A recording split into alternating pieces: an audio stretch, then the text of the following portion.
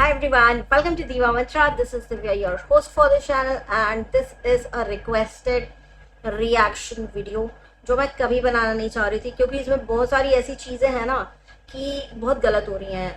तो लेकिन फिर भी एज पर रिक्वेस्ट मैं ये वीडियो बना रही हूँ। शायद मेरा फर्स्ट और लास्ट वीडियो होगा। पहली बात यहाँ पे एक चीज़ क्लियर कर दूँ, मेरे को किसी से लड़ने झगड़ने मरने का गाली देने का कोई शौक नहीं है। तो जिसको इसके ऊपर वीडियो बनाना है बिंदास बनाना, जवाब देना नहीं देना मेरे को फ़र्क नहीं पड़ता। मुझे जो बोलना है ना मैं वो बोलने आई हूँ। मुझे मेरा जो काम है बेसिकली जो भी व्यूअर्स हैं उनको एक आइडिया देना कि आप क्या सही कर रहे हैं क्या गलत कर रहे हैं। इसके बाद अपनी रिस्पॉन्सिबिलिटी ख़त्म, जिसको जो करना है वो करे।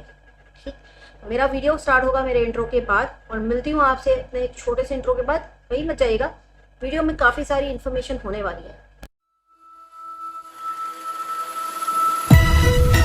Oh hi, it's me again. I missed you. You remember me, right? तो मुझे काफ़ी दिनों से कमेंट्स आ रहे थे कि आप अरमान मलिक के ऊपर कुछ नहीं बोल रहे, आप अरमान मलिक के ऊपर कुछ नहीं बोल रहे। तो देखिए बहुत अच्छे से मैं बहुत ही शांति से इस चीज़ को फॉलो कर रही हूँ कि कौन क्या बोल रहा है, कौन क्या कर रहा है, किसकी क्या एक्टिविटीज़ है। तो इसमें बहुत सारी चीज़ें जो है मैंने ऑब्जर्व की हैं और जो मैं आज बोलने वाली। ठीक, तो पहली चीज़ की जैसे कि मैं हमेशा कहती हूँ रिएक्शन चैनल चलाती हूँ, बहुत सोच समझ के बोलना चाहिए। अगर कोई भी रिएक्शन चैनल चला रहा है या इस टाइप का कोई चैनल चला रहा है तो पहला rule, if you have a reaction channel you can not interrogate anybody, you can not question anybody. ये दो रूल आपको फॉलो करने हैं। आप किसी को बोल नहीं सकते कि आओ और ये बोलो, आओ और ये करके दिखाओ ना, ये बताओ कैसे हुआ, वो बताओ, इसका जवाब दो, उसका जवाब दो। You can't do it. Police के पास भी जब तक वारंट नहीं है ना तो क्वेश्चन नहीं कर सकती किसी से। तो मैं देख रही हूँ कि बहुत सारे लोगों ने क्या किया है, बहुत सारे लोगों ने ये किया है कि अरमान मलिक को बोला गया है, उसकी वाइफ को बोला गया है कि तुमने बच्चा पैदा किया है तो पेट काट के दिखाओ। And this statement in itself is very demeaning. आप किसी लेडी को डीमीन कर रहे हो, ये बोल रहे हो कि प्रूफ दो कि तुमने बच्चा पैदा किया है, पहली चीज। दूसरी चीज, आप बोलते हो कि वो जिम करती है तो उसका पेट दिखता है, तो पेट क्यों नहीं दिखा सकती? आपको शर्म आती है? आप उसको चैलेंज कर रहे हैं। चैलेंज करना, जिम के टाइम पेट दिखना दो अलग चीजें हैं। वैसे तो साड़ी में भी पेट दिखता है, राइट? आप किसी को ये बोलना कि ये बच्चे तुमने पैदा, भाई अगर उसके बच्चे नहीं भी हैं, उसने पैदा नहीं भी किए हैं, उसके फैमिली को अगर कोई प्रॉब्लम नहीं है तो कोई भी आउटसाइडर उसको क्वेश्चन नहीं कर सकता। आउटसाइडर से यहाँ मेरा मतलब है कोई बाहर वाला जो उनकी फैमिली से रिलेटेड ना हो। मैं भी आउटसाइडर हूँ, आप भी आउटसाइडर हैं और जो दूसरे लोग हैं वो भी आउटसाइडर। ठीक, everybody is outsider for them. जब वो लेडी अपना पेट दिखाती है तो बोला जाता है कि ये तो यहाँ से तो पहला बच्चा हुआ होगा, दूसरे बच्चे का जो कट है ना ऑपरेशन का और कहीं होगा। चलो मान लो दूसरे बच्चे का कट और नीचे है, तो तुम उसको क्या कह रहे हो कि तुम अपनी पैंट ही नीचे करके सब खोल के दिखाओ कि तुमने बच्चे पैदा किए। आप लोगों को शर्म आती है? किस टाइप की औरतें हैं आप लोग? और उसके बाद आप लोग झूठ बोलते हो कि किसी ने नहीं बोला पेट दिखाने को। अरे ये चीज़ मैंने खुद सुनी है और इसका रिएक्शन मैंने अपने लाइव में दिया था उसी दिन जिस दिन ये बात बोली गई थी, उसके 24 घंटे के अंदर मैंने रिएक्शन दिया था। तो ये इस तरह से अगर आप लोग इंडिया की लेडीज को बोल रहे हो पेट दिखाओ, पहले भी एक बार बहुत कुछ ऐसा हंगामा हुआ था और एक लेडी को मजबूर किया गया था कि तुम्हारा बच्चा 9 महीने के बाद पैदा होके तुमने बोला कि उसकी डेथ हो गई, तो उसका क्या प्रूफ है? वो सब कुछ पूरा नकली था, तुम पीआर के लिए 9 महीने तक तुमने प्रेगनेंसी का नाटक किया। वो लेडी ने रो रो के अपने मरते हुए बच्चे की क्लिप दिखाई थी, मैंने उस वक्त भी आवाज़ उठाई थी। ठीक, तो पहली चीज़ ये एक जो चीज़ थी ना बड़ी गंदी थी, बड़ी ही गंदी थी। अच्छा, दूसरी एक चीज़ बड़ी उछाली गई कि हमने तो क्या कहते हैं, हमको आके गाली देकर गया, हमको आके गाली देकर गया, गाली देकर गया, अरमान मलिक गाली देकर गया। आप उसके बच्चों को, आप उसके छोटे नवजात बच्चों को, जिसको कहते हैं ना एक एक दो दो महीने के बच्चों को, आप ट्रोल करने से बाज नहीं आ रहे। आप एक छोटी सी नन्ही सी बच्ची, कितने महीने की, 1 से 1.5 महीने की होगी मे बी, आप उसको बॉडी शेम कर रहे हैं, उसका बाप कुछ नहीं बोला, आपने उसकी वाइफ लोगों को लगातार गाली दी, गंदा बोला, रखेल और रंडी ये सब बोला। उसके बाद अगर एक रिएक्शन उसकी तरफ से आता है तो आप बोलते हो हाय ये गाली थी, हाय हम सबको बोला, हाय हम सबको बोला। देखिए गाली देना मैं बिल्कुल नहीं कह रही जस्टिफाइड है, किसी भी एंगल से जस्टिफाइड नहीं है, लेकिन हर एक इंसान का पेशेंस का लेवल अलग होता है। अगर उसने गाली दी तो उसने किसी कारण से गाली दी, वो पागल नहीं है कि जाएगा अचानक किसी भी लाइव में जाएगा और कुछ भी बोलकर आ जाएगा। आई डोंट थिंक सो कि उसका मेंटल जो है ना बैलेंस जो है ना दिमाग का खराब है, मुझे नहीं लगता। तो उसकी गाली तो जस्टिफाइड है कि अगर आप लोग उसके पूरे खानदान को इस तरह से ट्रोल करेंगे, उसकी पर्सनल इंफॉर्मेशन को आप लोग लगातार लीक करेंगे, तो वो आपको गाली भी ना दे आरती उतारेगा आपकी। और यहाँ पे मैं किसी का साइड नहीं ले रही हूँ, यहाँ पे मैं वो जो है ना दो शादी ये शादी वो शादी कोई भी प्रमोट नहीं कर रही हूँ। मैं बात कर रही हूँ कि ये जो 1 महीने से नाटक इतना जबरदस्त, इतना गंदगी मची हुई ना सोशल मीडिया पे, देख के घृणा हो रही है। आपस में इंडिया के लोग लड़ रहे हैं, तमाशा कौन देख रहा होगा आप सोचिए, कौन तमाशा कौन देख रहा होगा आप लोग का? सारी पढ़ी लिखी औरतें हैं, ऐसा नहीं कि मैं बोलूंगी कि ये सब गंवार है, जैसे मैं अक्सर बोलती हूँ ना साइक्लोन के सब्सक्राइबर्स के पास दिमाग नहीं है। यहाँ पे मैं बोलूंगी बड़ी दिमाग वाली औरतें घुसी हैं इसमें बहुत। इनफैक्ट जब मैंने एक कम्युनिटी छापी कि भाई ये जो है ये गलत हो रहा है, तो मुझे एक जन आके कहती है कि रंडी और रखेल वर्ड सिर्फ पायल मलिक को बोला जा रहा है, तो आप नेगेटिविटी स्प्रेड ना करिए। क्यों? आप है कौन? आप कौन है किसी को रंडी और रखेल बोलने वाली? आपके घर से राशन जा रहा है उनके घर में? नहीं ना। ये नेगेटिविटी स्प्रेड कराना हुआ कि अगर मैं बोल रही हूँ कि आपस में सब लोग ना लड़ें तो मैं नेगेटिविटी स्प्रेड कर रही हूँ। आप क्या कर रही हैं? आपको ऐसे तर्क देते हुए शर्म आनी चाहिए, क्योंकि ये हमारे संविधान के अगेंस्ट है। इंडिया का जो लॉ है, एज पर दैट लॉ आप एक काम वाली जो यू नो बेसिकली जिसको हम कहते हैं प्रोस्टिट्यूट, आप उसको प्रोस्टिट्यूट भी नहीं बोल सकते। ठीक, ये सारी चीजें मैंने YouTube पे आने के बाद ही सीखी हैं। और अगर मैं दूसरों को बोल रही हूँ कि आप भी ऐसा ना करें, तो मैं नेगेटिविटी स्प्रेड कर रही हूँ। वाह, ऐसी महिलाओं के कारण हमारे इंडिया में जो औरतें हैं ना झूठा केस ठोकती हैं आदमियों के ऊपर। आगे बढ़ते हैं। किसी और ने बोला मुझे कि जब तक जनता आवाज नहीं उठाएगी तब तक केस आगे नहीं बढ़ेगा। अब यहाँ पे मैं एक चीज बताना चाहती हूँ, 2 केस डिस्कस करूंगी मैं यहाँ पर आपसे, बहुत शॉर्टकट। ठीक, निर्भया केस का उन्होंने मुझे एग्जाम्पल दिया। निर्भया केस वो केस था जिसकी एक भी न्यूज मैंने छोड़ी नहीं थी। छोटे से छोटे चैनल पर, गंदे से गंदे चैनल पर, बड़े से बड़े चैनल पर आने वाली हर न्यूज, हर इंटरव्यू सब देखती थी। अब मैं यहाँ पे एक चीज बताती हूँ, निर्भया का केस खत्म होने में 10 साल लगे। जब ये इंसिडेंट हुआ उस वक्त बड़ा कैंडल मार्च हुआ, बड़ी लोगों के दिल में गुस्सा भरा। ऑब्वियसली गुस्सा भरेगा, ह्यूमन इमोशंस है ना, इमोशनल होता है इंसान। गुस्सा भरा, कैंडल मार्च हुए, हंगामा हुआ, हाई प्रोफाइल केस बन गया। लेकिन 10 साल तक ये आवाज नहीं उठी है। आप लोग कौन से दुनिया में जी रहे हैं? कौन सी गलत फहमी है आप लोगों को? केस तो हाई प्रोफाइल वैसे ही बनना था, बन गया। पब्लिक ने आवाज की, हाई प्रोफाइल केस बना, लेकिन 10 साल लड़ा कौन? निर्भया की माँ। उस वक्त उनके साथ कोई नहीं खड़ा था। सिर्फ ये मुंहबाजी के तौर पे तो सब लोग खड़े हो जाते कि नहीं भाई हम साथ हैं तुम्हारे। हम, मैंने कहा ना इंडिया में फ्रीकी सिंपैथी देने वाले बहुत मिलेंगे, बहुत ज्यादा मिलेंगे। ठीक, या तो ना दो, रियल रहो, और फ्रीकी सिंपैथी दे रहे हो तो अपने आप को महान समझने की गलती मत करो, बिकॉज सिंपैथी आपकी फ्री की है। तो वो फ्री की सिंपैथी थ्रू आउट बनी होगी 10 साल तक, है ना। 10 साल तक लोग वेट करते रहे कि उन लोगों को फांसी हो। और रही बात कि जिन्होंने केस लड़ा था उनका नाम था सीमा कुशवाहा, उन्होंने लड़ा है निर्भया का केस।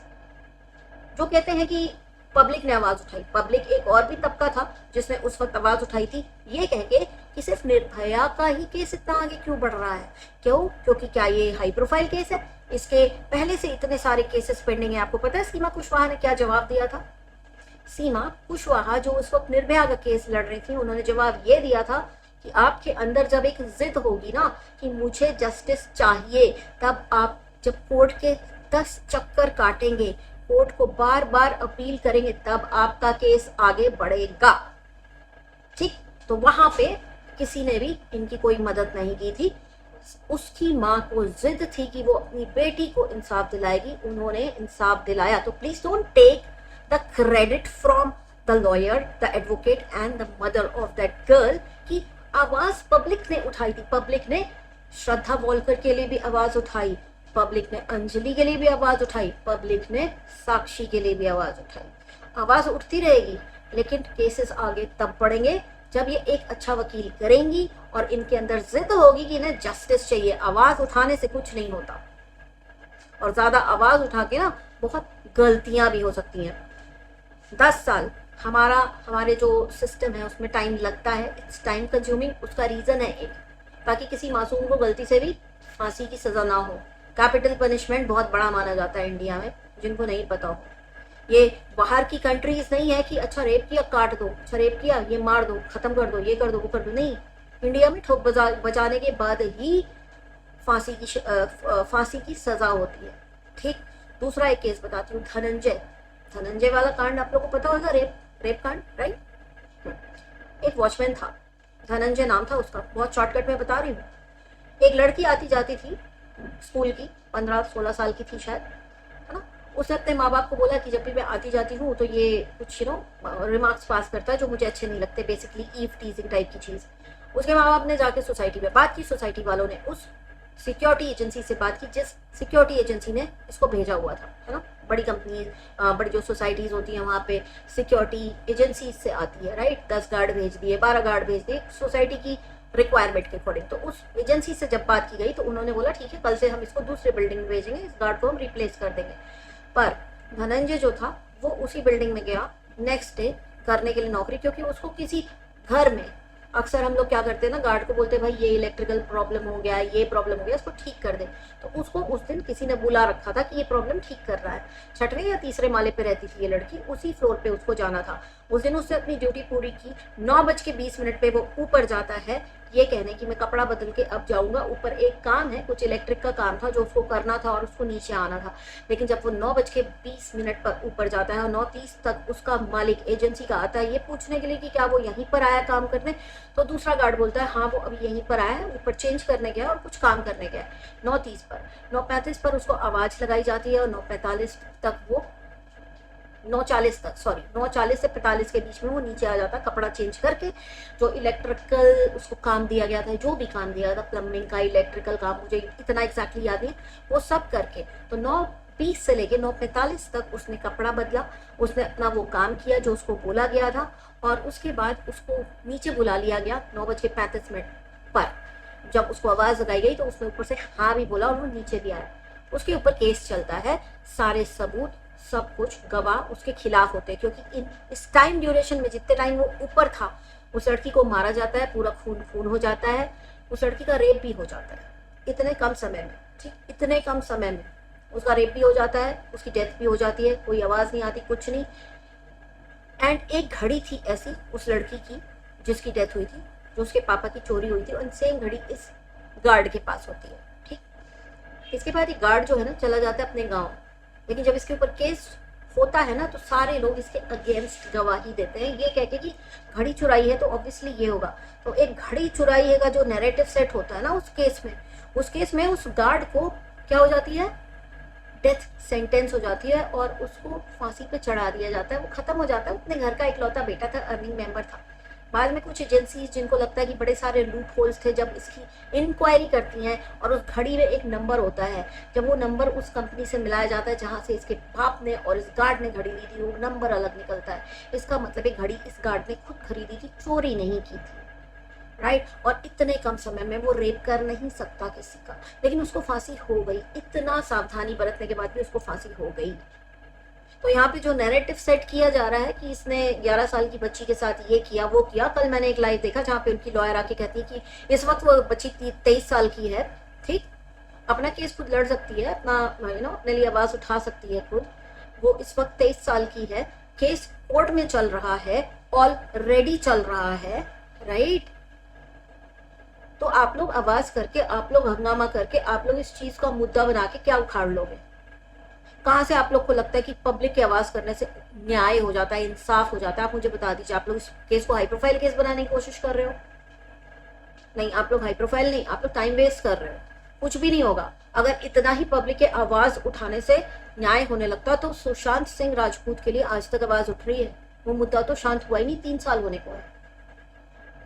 हो सके तो आप लोग उसको न्याय जरूर दिलवा दीजिएगा, अगर आप लोग इतने केपेबल हैं। क्योंकि मैंने देखा कि इन लोगों को तो ये तक नहीं पता कि निर्भया का केस लड़ने वाली वकील का नाम क्या है, इनको ये भी नहीं पता है। तो ये आप लोग पहले थोड़ा सा रिसर्च करिए। मेरे ख्याल से जो आप लोग आईपीसी उस लाइव में बताते हैं कि ये हुआ वो हुआ, एज पर ये हुआ वो हुआ, वो आप लोग पढ़ के आते हैं, ठीक है, पूरा होमवर्क करके आते हैं, ताकि आप लोग सबका मुंह बंद करा सकें।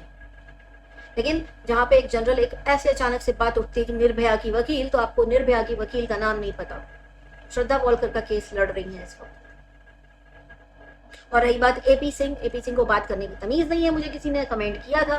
देखिए, मैं भी जानती हूँ कि एपी सिंह थोड़ा सा बहुत जिसको कहते हैं बोल्ड स्टेटमेंट पास करते हैं, बहुत ही दबंग टाइप के वकील हैं, लेकिन कहीं ना कहीं आई रिस्पेक्ट हिम, क्योंकि वो अपने काम को लेके बहुत ज्यादा डेडिकेटेड है ना, अपने काम को लेके डेडिकेटेड है। रात को 12 बजे कौन सा वकील कोर्ट खुलवाने का दम रखता है? सुप्रीम कोर्ट खुलवाया था उन्होंने रात के 12 बजे। तो अपने काम को लेके जो उनका डेडिकेशन है ना, I salute that. I used to hate him because he used to pass very rude statements and remarks about this lady Nirbhaya. ठीक, तो आप लोग ये जो कर रहे हो ना इस वक्त, ये जो हरकत कर रहे हो कि पायल पेट खोल के दिखाए, पायल का बच्चा नहीं है, तूबा गाली है, ये सब करके आप लोग को कुछ भी नहीं मिलने वाला है। आप लोग दम लगा के देख लो, आप लोग सिर्फ अपने संविधान की बेइज्जती कर रहे हो, आप लोग आपस में लड़ रहे हो, अगला तमाशा देख रहा है। एंड एक चीज याद रखिएगा कि अगर कुछ केस वगैरह होता है तो सबसे पहले कैच होल्ड जो है किसका किया जाएगा? इंडिया के लोगों का किया जाएगा। बाहर के लोगों का तो बात की बात है, वो तो सेकेंडरी है। जो इंडिया में बैठे उनका किया जाएगा। एंड अगर आपके ऊपर केस होता है तो ये जो आप स्टैंड ले रहे हो ना इस वक्त 11 साल की लड़की का, वो जब एक बार आपके ऊपर केस होगा ना, तो उस केस के बारे में आपको बोलने की इजाजत नहीं होगी कोर्ट की, आपको सिर्फ अपने केस के बारे में बात करना पड़ेगा। एंड रही बात कि हम चाहते हैं वो आके ये बोले, क्यों बोले, किस अथॉरिटी से आप उसको बोल रहे हैं कि तुम आओ और बोलो कि हाँ मैंने रेप किया है? क्या है आपके पास कोई अथॉरिटी है? आप कोई जज हैं, आप कोई पुलिस हैं, आप क्या है? आप सुनाएंगे जजमेंट उस 11 साल की बच्ची के लिए?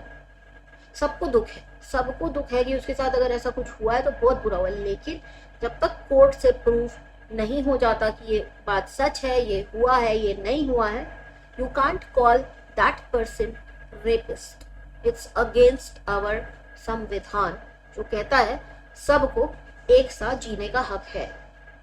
हमारा संविधान इतना दयालु है कि जब किसी रेप विक्टिम का लास्ट भी होता है ना, कि उसको कैपिटल पनिशमेंट तो हो जाता है, सुना दिया जाता है, वो दूसरे कोर्ट में जा सकता है, वो उससे ऊपर वाले कोर्ट में जा सकता है। और जब सभी कोर्ट सुना देते हैं ना कैपिटल पनिशमेंट, तब वो उसके पास एक ऑप्शन होता है कि वो प्रेसिडेंट के पास जाए, अपना मर्सी प्ली लेकर के जाए, वहां पे बोले कि मुझे माफ कर दो, मैं सुधर गया हूं, मैं आगे से ऐसा नहीं करूंगा। आप लोग उस संविधान का मजाक उड़ा रही हैं। ये कहना कि हमें हक है, हमें राइट है, हमें फ्रीडम ऑफ स्पीच है, आपको बिल्कुल फ्रीडम ऑफ स्पीच है, आप कुछ भी बोलिए, मैं भी बोलती हूँ, मैं भी बहुत लोगों को बहुत कुछ बोलती हूँ, लेकिन you can not question them कि तुमने ये क्यों किया। You can not force them to come and say कि नहीं हाँ ये मैंने किया, नहीं, you can't do it, you can't do it. जो केस कोर्ट में चल रहा है, आप लोग की एक नए पैसे की कहीं नहीं सुनी जाएगी। आप इसको ट्विटर पे आप कुछ ट्रेंड करिए, जो भी करिए, लेकिन एक चीज ध्यान रखिएगा, आज की डेट में मैं देखती हूँ कि इंडिया में बहुत सारे चैनल्स आपस में जो लड़ रहे हैं, सबसे पहले उनसे एक रिक्वेस्ट है कि आप लोग आपस में लड़ना बंद करिए, बिकॉज आप लोग को लड़ा के बाहर वाले तमाशा देख रहे हैं। बाहर वाला बिल्कुल बोलूंगी बाहर वाला, क्योंकि लड़ाई हमारे घर में चल रही है इस वक्त। और हमारा घर क्या है? हमारा घर है इंडिया। तभी ना बाहर वालों का साथ देने से पहले सोच लेना कि बॉर्डर का क्या सीन होता है ना। ये वही लोग हैं जब हमारे सैनिकों को ले जाते हैं तो उनकी आंखें निकाल देते हैं, उनके हाथ काट देते हैं, उनके पैर काट देते हैं, उनको फेंक दिया जाता है। पता है क्यों? मैं बोलना नहीं चाहती, क्योंकि एक धर्म ऐसा है जहां पे माना जाता है कि अगर आपका अंग भंग हो गया तो आपको जन्नत नसीब नहीं होगी। इसलिए हमारे सैनिकों की आंखें निकाली जाती हैं, उनका हाथ पैर काटा जाता है। आप लोग कैसे वहां जाकर के सपोर्ट कर रहे हो? अपने घर के लोगों को आप लोग गाली बक रहे हैं। आप लोग तो मतलब हद मचा दिए यार। आप लोगों ने तो अपना खुद का मजाक उड़ा रखा है यार। पहले आप लोग आपस की लड़ाइयाँ बंद करिए, है ना। और मेरा यहाँ पे किसी भी बाहर के चैनल से कोई लेना देना नहीं है, ठीक है। आप मुझे जवाब दें या ना दें मुझे नहीं पता, मेरे को इतना पता है आपकी बुद्धि इतनी चलती कि सिर्फ सीधे उठ करके बॉडी शेम करना और एज शेम करना, यही सब आएगा वहाँ से। और रखेल बोलना, किसी को रंडी बोलना, ये हमारे संस्कार नहीं है। ये हमारे यहाँ ये सारी चीज़ें बोलना आपको तो बाई लॉ भी अलाउड नहीं है। तो मैं क्या ही बोलूँ, लेकिन मैं अपने यहाँ के लोगों से यही अपील करूँगी, मेरे यहाँ के जितने रिएक्शन चैनल हैं आपस में लड़ रहे हैं, मैं यही अपील करूँगी, आपस में मत लड़ो, आपस में मत लड़ो। जो लड़वा रहा है इतने सारे लोगों को, पहले उसे रोको, उसी को रोकना है बस, ठीक है। तो ये था मेरा take on this entire matter कि भाई शोर मचाने से कुछ नहीं होने वाला। किसी परिवार को इस तरह से डेली डेली डेली 1 महीने तक इतना बुरी तरह से ट्रोल करने से कुछ नहीं होने वाला।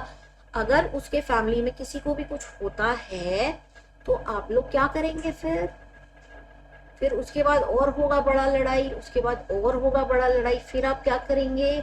जहां जाके आप लोग ये डिस्कशन कर रहे हैं वो बंदा या बंदी जो भी है अपना चैनल बंद करके साइड हो जाएगा, गायब हो जाएगा, आपको पता नहीं चलेगा कहाँ गया। लेकिन आप लोग क्या करेंगे, आप लोग लाइमलाइट में आ जाएंगे। So please don't do it. अपने यहाँ का बंदा है, अपने यहाँ की बंदी है पायल, ठीक है। मैं उन लोग की फैन नहीं हूँ, मैं नहीं देखती, लेकिन इतना टॉक्सिक नहीं हूँ कि मैं बोलूंगी तूने रेप किया है, तू आके बता, तू कटा हुआ पेड़ दिखा। नहीं नहीं नहीं नहीं नहीं नहीं नहीं नहीं, I don't do it. You are wrong if you think that मैं वैसी हूँ ना, वैसी नहीं हूँ। मरते दम तक इंडिया के ही साथ खड़ी मिलूंगी आप लोगों को, इंडिया के साथ हमेशा, ठीक है। मैं तो वो हूँ कि जिसको वहाँ के लोगों ने आके बोला था कि अपने 2-3 जो वीडियो बनाए हैं तुमने वो डाउन कर दो, रिएक्टर दीवा पे डाउन किए हुए हैं मैंने वो वीडियो। मैं खड़ी होती हूँ हर बार अपने इंडिया के लिए, सुनूंगी नहीं, बस हो गया, 1 महीना हो गया है, ठीक। और दूसरी चीज़ एक कम्युनिटी मैंने डाली है कि मैंने अपने सब्सक्राइबर्स से एक सवाल पूछा था कि अगर सोचिए, मैं अपने ऊपर लेके ये बात कर रही हूँ कि आज से 1 साल पहले अगर मैंने किसी 13 साल की बच्ची के बाप को ये धमकी दी थी कि अगर तूने कुछ भी मुझे बोला तो मैं तेरी बेटी के 300 फोटोज जो हैं वायरल कर दूंगा, ये कर दूंगा, मैं वो कर दूंगा, तेरी लड़की उठवा लूंगा। और उसके बाद 2 साल बाद मैं सती सावित्री बन गया हूँ, बोलूँ मुझे इस 11 साल की लड़की के लिए बड़ा दुख है। प्लीज नहीं, ऐसा इंसान सही नहीं होता। अगर आपको दर्द है तो आपको सबके लिए दर्द एक जैसा होगा, राइट। आप इंसान देख करके, सिचुएशन देख करके सपोर्ट नहीं करेंगे। सो आप जिसको सपोर्ट कर रहे हैं ना उसका आगा पीछा सब मतलब आगा पीछा से मेरा मतलब है हिस्ट्री पता करिए कैसी थी, क्या नहीं थी। और रही बात 2 शादी भाई, 2 शादी का मुद्दा इंडिया में उठे तो मैं मानूंगी और कहीं उठे तो मैं नहीं मानूंगी, ठीक। रिसेंट अभी एक पड़ोसी मुल्क में ना केस हुआ है, एक बाप और एक बेटे ने मिलकर के उस घर की बेटी को प्रेग्नेंट कर दिया। उस पर क्या ख्याल है आप लोग का, प्लीज हमको बताइएगा उस पर क्या ख्याल है। और रही बात कि मेरे इंडिया के लोगों को जो लड़ाएगा, मैं बिल्कुल भी सपोर्ट नहीं करती इस चीज़ को। और मैं सबसे पहले अपील अपने इंडियन भाई बहनों से करूंगी कि आप लोग लेट डाउन ना होने दें हमारे संविधान को, हमारे लॉ को, हमारे यहाँ के इंडियंस को। हम संभाल लेंगे भाई। ये वो वाला सीन चल रहा है ना कि पूरे गांव में आग लग गई है लेकिन हम अपना घर नहीं बुझा रहे हैं। हम कहाँ बुझा रहे हैं, हम पहुंचे हैं पड़ोस में, क्योंकि पड़ोस वाले का घर जल रहा है ना, वहाँ पे बड़े हीरे जवाहरात हैं। हम पहले वो बुझाएंगे, अपना तो हम बाद में देख लेंगे, ठीक है। तो मैं यही कहूंगी कि पहले अपना देखो पहले, बाजू वाले का बाद में देखना, ठीक है। मेरा आज का रिएक्शन इतना ही, बहुत जल्दी मिलती हूँ आपसे नेक्स्ट वीडियो के साथ। तब तक के लिए take care and stay blessed. I love you all, bye bye.